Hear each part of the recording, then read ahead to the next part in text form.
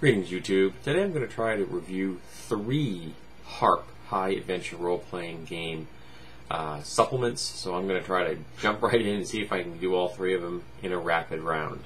Okay, the first one is the setting Cyradon. I think that's how they're pronouncing it, C-Y-R-A-D-O-N. And this is a world setting, mostly it's an island continent, and the rest of the world is pretty much left blank. The one thing that did impress me is that it's a really nice map. They did a nice job with the maps, and the map actually, you're kind of tucked down in one corner. And I gotta tell you, I mean, you could run an entire campaign in this continent, an entire campaign, never leaving it.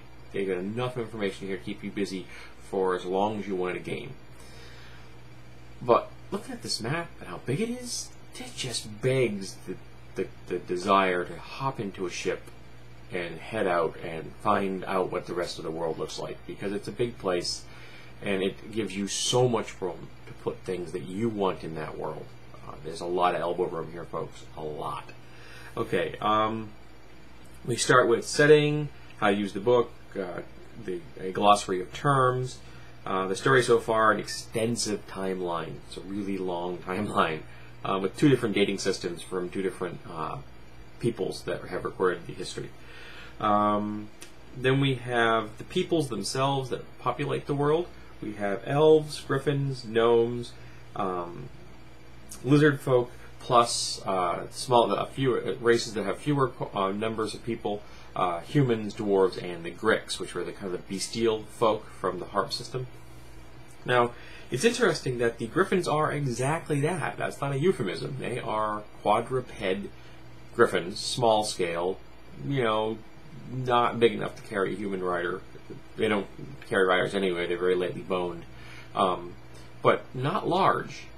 The only problem I had with the griffins is that they are portrayed as being equal in every way to all the other races, in the sense that they have the same types of jobs and everything like that.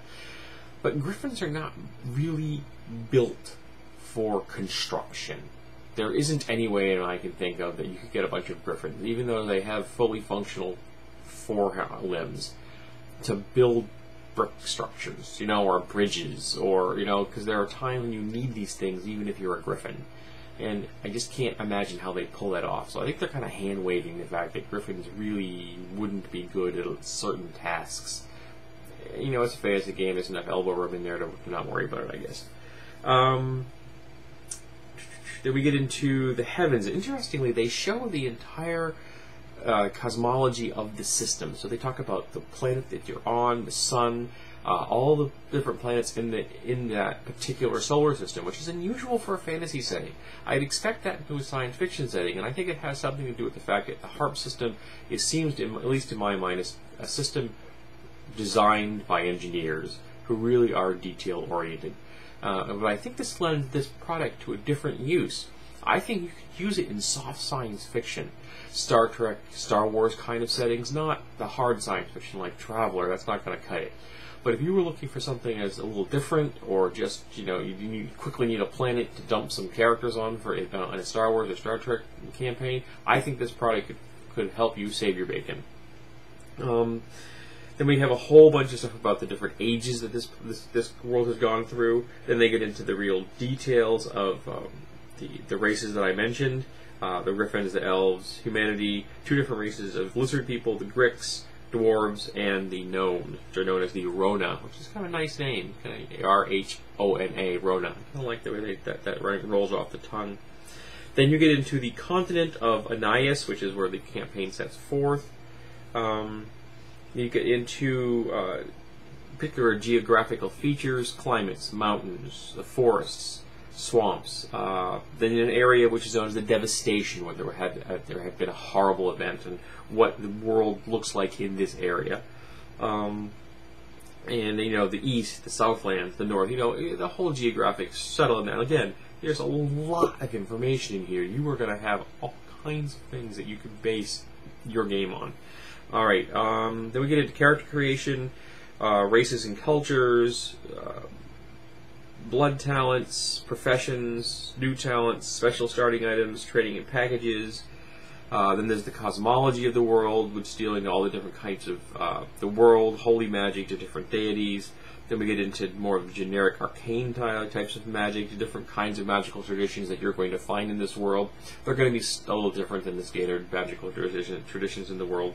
Well, they also have some different cultural background packages, like arboreal and aerial, people that live in trees and have fly, which kind of makes sense because, you know, you get a griffin culture, so it makes sense that you would have a cultural background that plays off that.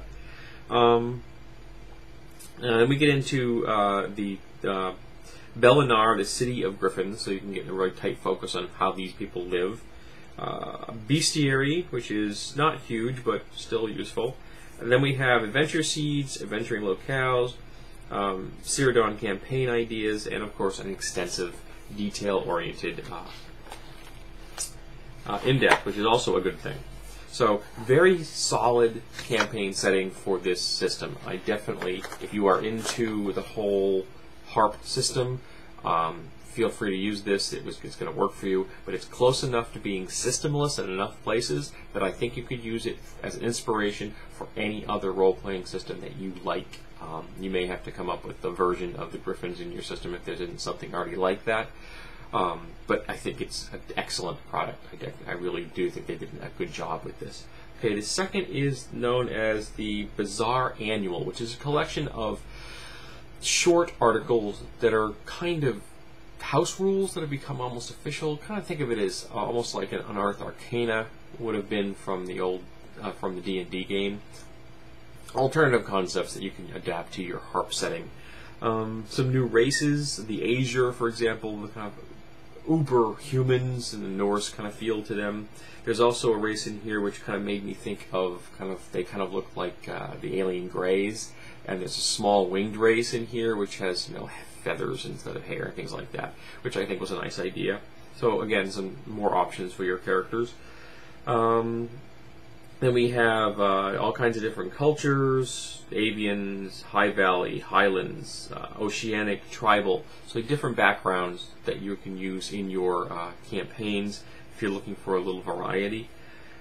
New blood talents, of course, because you've got new races. You need new blood talents, like, you know, the half-race features that they had that were so prevalent in the HARP core rules. And of course, monstrous hybrids. I always like monstrous hybrids. Then we have some new professions: the Beastmaster and the Paladin, or Paladin, depending on how you want to say it, which is good. A section on skills and talents. A whole bunch of stuff on clerical orders, which I thought was quite interesting. I think they did a nice job with that.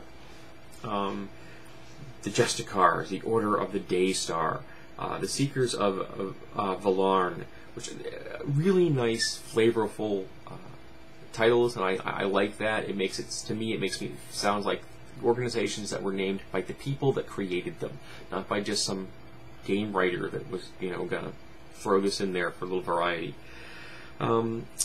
Different kinds of a magic chapter, different kinds of casting traditions, paladin spheres, new spells. Then we have a section on combat. Now, I critiqued the original HARP rules, saying that I didn't like their combat system because there were way too many charts, and it was a simplified version of an older Rollmaster combat system, which even had more charts. And I thought it was too complex. So here we have something called damage dice. It's 2 pages, and it is a simplified, wonderfully elegant, functional damage system. It uses damage dice very similar to the game that will not be mentioned by these people. They don't want to say Dungeons and Dragons, and I'm not sure why.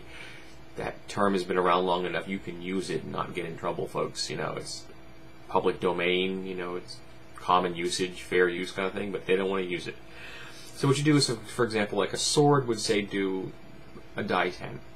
If you succeed at an attack, you get a die 10 of damage. If you succeed by more than 20, you get 2 die 10. If you succeed by more than 40, you get 3 die 10. And it keeps going by that. So if you are really, really good, and your opponent is really, really bad at defending themselves, you can do a huge amount of damage at the single attack, but that's it. No further criticals. This is an elegant, simple system. It's a work of art. I loved it. I looked at this, I read it, I laughed out loud when I read it. My wife's looking at me a little weird.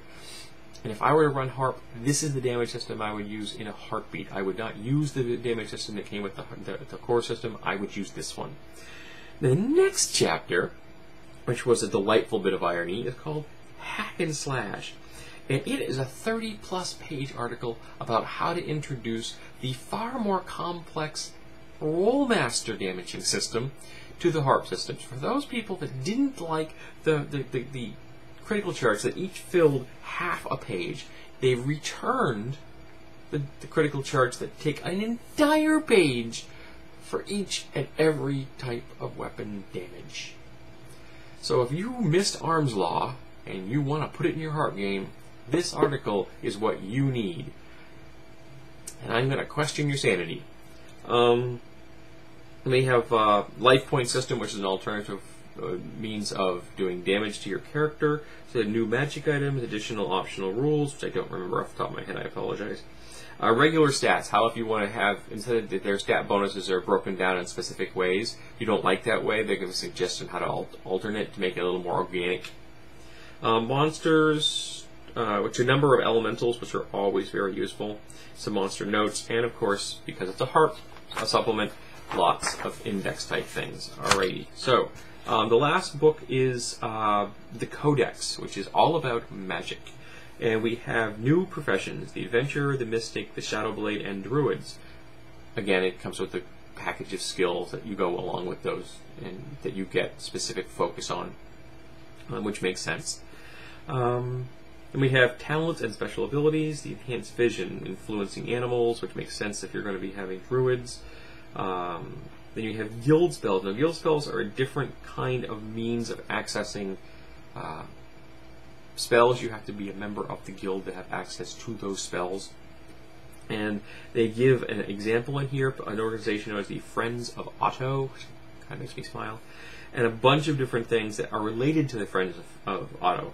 Avengering Friend, if you're a binder, or Imagineer, people who use magic to do engineering. Magus, which is their version of a mage. And then we have the Home Away from Home, the Friends of Otto, and the Adventuring Mage. Kind of a lodge system that you could then access if you're a member of this organization. Then we have Magic Campaigns and Settings, Magic and Civil Engineering, Magic in Daily Life, new spells, of course lists of things for like the different spells you get as an adventurer profession, or a druid profession, or a mystic, things like that. Then you have a whole section on elemental fiends, and of course an extensive index. So I think all of these are excellent products. The campaign setting, Cyrodiil, is really good. The Bazaar Annual, if just for the damage dice article alone, even though it's only 2 pages, it's worth your time. And the Codex is good if you really want to focus on characters that are magic users, which I can understand. You know, magic use in the system is kind of interesting. I like the skill-based magic system. I think it's quite good.